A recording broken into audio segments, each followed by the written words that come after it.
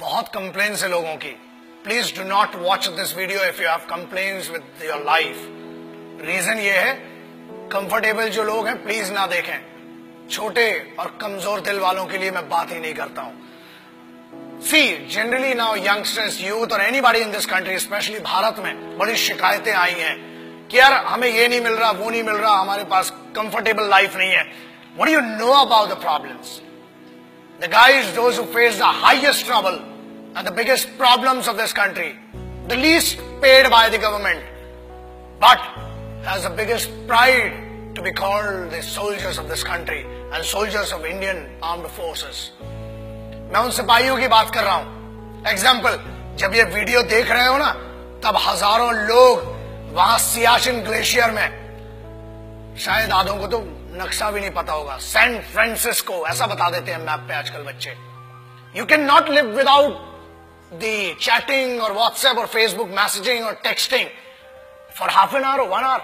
मैं उन सिपाहियों की बात कर रहा हूं जो ग्लेशियर में रहते हैं. 8G, 10G, 4G, 8G सब इधर चलता है दोस्त. वहां कोई जी नहीं होता है. वहां पर सिर्फ गालियां सुनाई देती हैं उस साइड से, और यहां से खड़े होकर भारत माता के लिए खड़े हुए. Remember one thing, they are not there. They are not fighting for this country only because they hate the enemy. वो इस देश में रहने वाले लोगों से बहुत मोहब्बत करते हैं, इसलिए वो वहां पर है. They are not there for the payment which is given to them. They are not there for the privileges which are not given to them. Privileges are given to you. The facilities are given to you. फिर भी इतनी complains.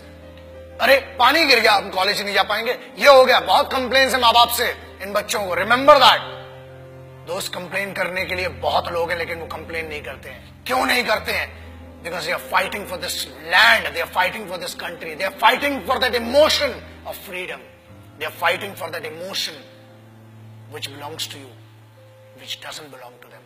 वो एक sense of responsibility, sense of security आपको देने के लिए वो रात भर खून में खड़े हुए हैं. आप बात करते हो -50 जनरल टेम्परेचर है सियाचिन ग्लेशियर का.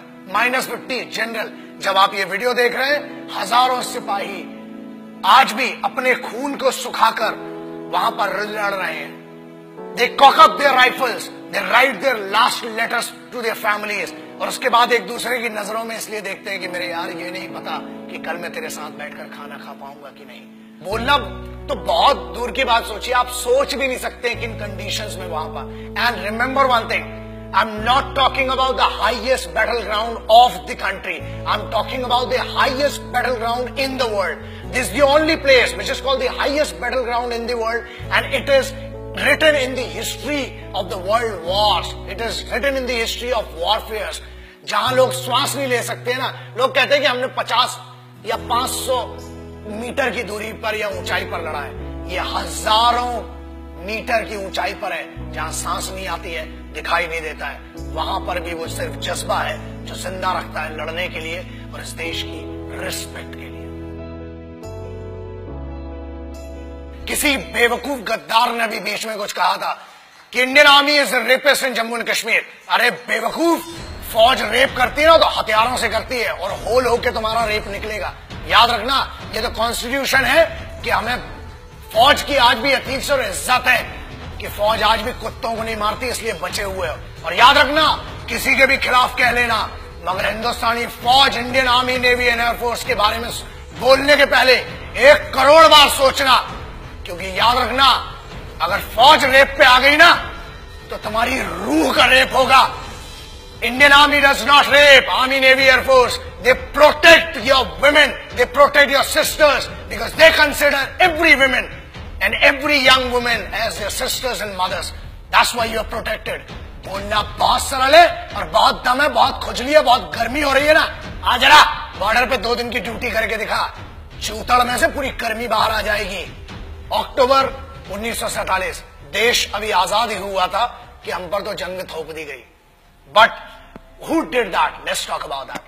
I'm talking about first unit of Sikhs, the first battalion of Sikh, one of the most elite, one of the most respected and decorated regiment of the Indian Army, called the Sikh regiment. And this is a wonderful story. The guys whom I'm talking about, the finest warriors, the finest Khalsa warriors, वो खालसे थे जिन्हें airlift किया गया था 1947 में जब लश्कर troops ने attack किया था हमारे ऊपर. And they were the guys which were led by a Muslim commanding officer. That makes me feel that pride of being an Indian.